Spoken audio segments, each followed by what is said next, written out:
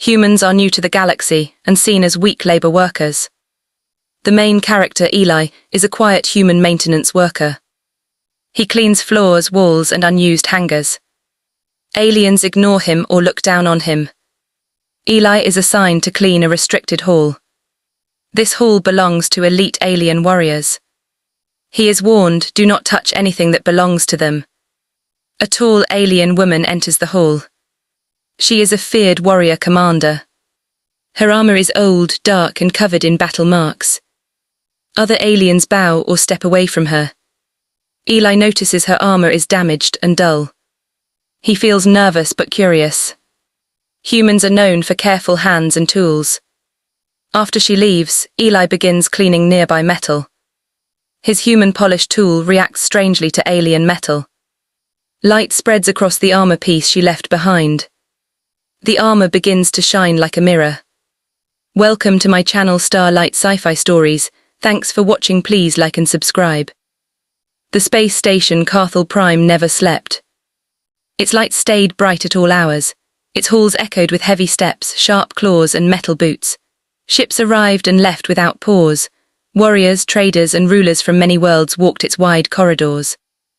And at the very bottom of this giant station, where no windows existed and no sunlight ever reached, humans worked. They cleaned. Eli moved slowly down the long metal hallway, pushing a small cleaning cart in front of him. The wheels squeaked softly with each step. He kept his head down, his eyes fixed on the floor. He had learned that lesson early. Humans were new to the galaxy. They were not strong like the Carvans, not tall like the Ulrith, not feared like the Zarn. They were quiet, careful, useful only for simple work. At least that was what everyone believed. Eli wore a simple grey uniform with no marks of rank. A small human symbol was stitched on his chest, already faded from too many washes. His hands were rough from work, but steady, very steady. He stopped at the end of the hall and checked his task pad. Assignment: Clean Hall C-17, restricted area. Eli frowned. That was strange. Hall C-17 was not part of his normal route. It was deeper inside the station, close to the inner command ring, close to places humans were usually not allowed. He looked around, no guards, no supervisors. Just silence. Slowly he pushed his cart forward. The air changed as he entered the hall. It felt heavier, colder. The lights were dimmer here, glowing a deep blue instead of white. The walls were made of dark alloy, smooth and untouched. This place was not for workers. This place was for warriors. Eli swallowed and began his work anyway. He cleaned the floor first, moving in careful lines, never rushing. Human training focused on patience, on detail. As he worked, faint marks on the walls caught his attention. Scratches. Deep ones. Made by claws or blades. Battles had happened here long ago. After several minutes, Eli noticed something else. At the center of the hall stood a raised platform. On it rested a large armor stand. Empty, but the air around it felt wrong. Like something powerful had recently been there. Eli hesitated. He knew better than to get close. Still, his eyes drifted toward the stand. The metal frame was scratched, bent slightly under heavy weight. Whoever wore that armor was no ordinary soldier. A low sound echoed through the hall. Footsteps. Heavy, slow, confident. Eli froze. His heart began to pound as he turned his head. From the far end of the hall, a tall figure approached. She was massive. Taller than any human. Her body was covered in dark armor, thick and layered. The metal was old, scarred by countless battles. Deep lines ran across the chest and shoulders, each one a memory of survival. Her helmet was shaped with sharp angles, glowing red symbols moving faintly across its surface. This was Commander Sharol. Even Eli knew her names. Every being on the station did. She was one of the most feared warriors in this sector, a leader of fleets, a breaker of worlds. Eli quickly stepped back, pressing himself against the wall, his eyes lowered. Sharol walked past him without slowing. Her presence filled the hall. The lights seemed dimmer around her, as if they feared her gaze. She stopped at the platform. Without a word, she removed a piece of her armor, a heavy shoulder plate, and placed it onto the stand. The metal hit the frame with a deep, solid sound. Then she turned and left. Just like that. Eli did not move. He waited. Only when her footsteps faded completely did he breathe again. He looked at the shoulder plate. It was massive, thick, dark, covered in dried marks of old energy burns. The surface looked dull, almost dead. His task pad vibrated softly. Continue cleaning. Eli hesitated. He should leave it alone. He knew that. But something about the armor pulled at his attention. Not fear, not curiosity. Responsibility. The area around the platform was dusty. Small particles clung to the base and the metal stand. If left like that, the dust would scratch the armor over time. Eli moved closer, slowly. He knelt and cleaned the floor around the platform first, then the stand itself. As he worked, his cloth brushed lightly against the edge of the shoulder plate. Nothing happened. He paused. The metal felt warm. Alive. Eli frowned. Human cleaning tools were simple, but one item on his cart was special. A polishing pad designed by human engineers. It used fine vibrations and harmless chemical mist. It was meant for delicate surfaces. Eli stared at it. He should not. He knew that. Still, the armor was damaged, not broken but tired. Almost forgotten. Slowly, carefully, he raised the polishing pad. He touched it gently to a small corner of the shoulder plate. The reaction was instant. Light burst from the contact point. Eli gasped and pulled back, but it was too late. The dark metal began to change. The dull surface smoothed itself, scratches faded, deep lines softened. The armor began to shine, not bright, not flashy, but deep and clean, like a calm ocean under starlight. The metal reflected the blue lights of the hall perfectly. Eli's heart raced. No, no, no, he whispered. He tried to turn the pad off. The light spread anyway. The armor reacted to the human tool, responding as if it had been waiting for this touch for a very long time. Within seconds, the entire shoulder plate gleamed. It looked powerful. New. Eli stepped back, panic flooding his chest. What did I do? He whispered. The air shifted. Heavy footsteps returned. Faster this time. Eli turned slowly. Commander Charal stood at the entrance of the hall. She stopped. Her gaze locked onto the platform. Onto her armor.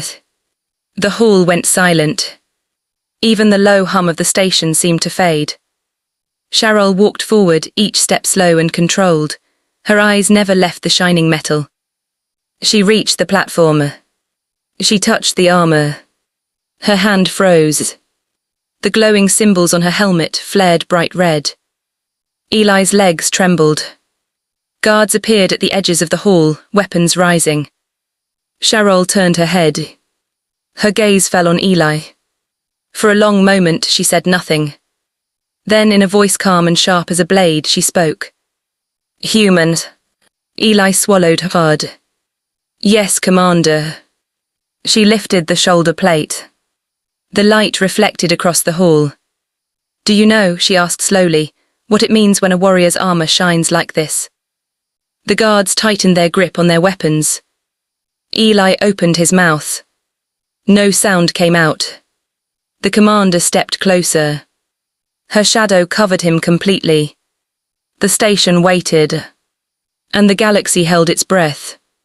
The hall remained silent. No one moved. Eli stood frozen beneath the shadow of Commander Charal. Her height alone was enough to crush his courage. Her armor, now missing one shining piece, seemed even darker beside the light it reflected. She did not raise her voice. She did not threaten him. That was worse. Answer me, Charal said again, her tone calm but heavy. Do you know what it means when armor shines like this? Eli swallowed. He looked at the guards, their weapons were aimed but steady. They were waiting for one word, one mistake. I don't, Eli said honestly. His voice was quiet but clear. I only meant to clean the stand, I didn't know the tool would react. Sharol studied him. Not with anger. With focus. She turned the shoulder plate in her hands. The light moved across its surface, smooth and deep. The armor responded to her touch, glowing softly. A low sound came from her chest, not a growl, not a laugh. Recognition. This armor has worn battle scars for over 100 cycles, she said. It has never shined since the day it was forged. She stepped closer to Eli. Only two things can awaken metal like this, she continued. The hand of its maker, or the hand of one who truly understands its purpose.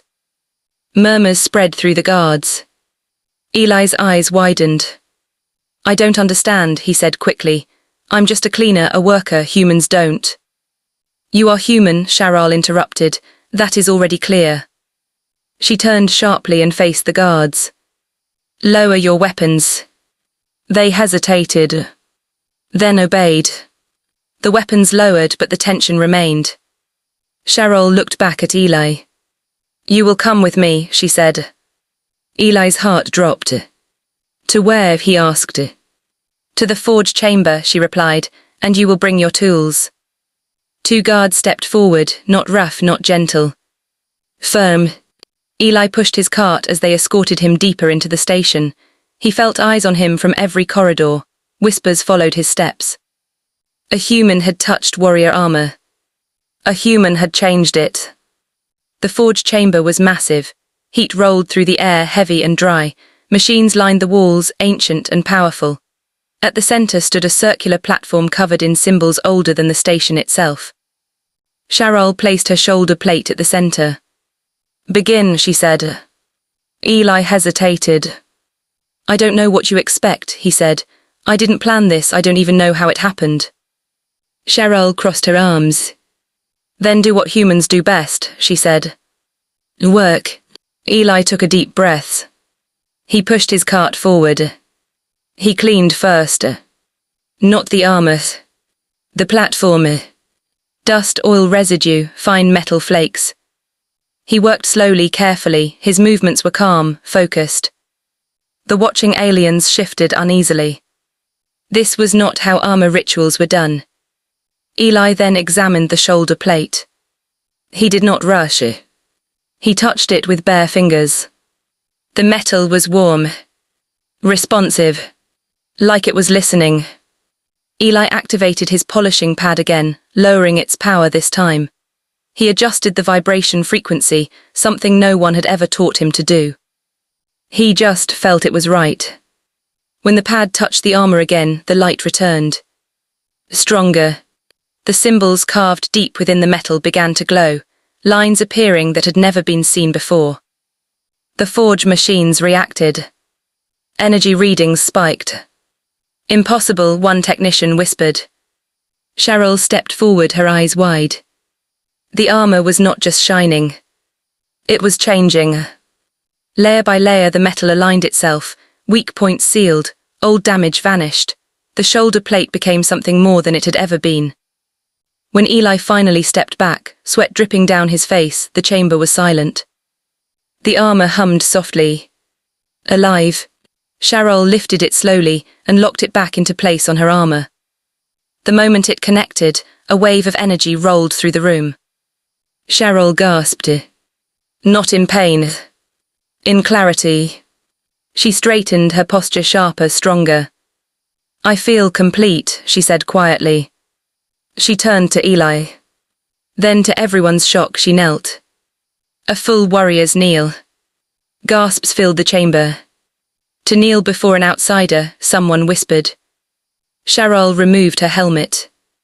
Her face was scarred, strong, her eyes burned with respect. You have done what no forge master could, she said. You restored what was lost. Eli shook his head. I didn't restore it, he said. I just helped it become what it already was. Sharol studied him for a long moment. Then she smiled. A human answer, she said. She rose and turned to the gathered leaders. Humans are not weak, she declared. They do not conquer by force, they conquer by care. Word spread fast. Faster than any ship. Within days, humans were called to inspect ships, weapons, armor, and ancient machines no one else could fix. Human tools reacted with alien technology in ways no one understood. But humans did. Not with strength, with patience, with respect. Eli returned to his work. He still wore the same grey uniform. But now, when he walked the halls, aliens stepped aside. Not in fear. In honor. Charal often walked beside him. Her armor shined wherever she went. And when asked what it meant, she would say only this.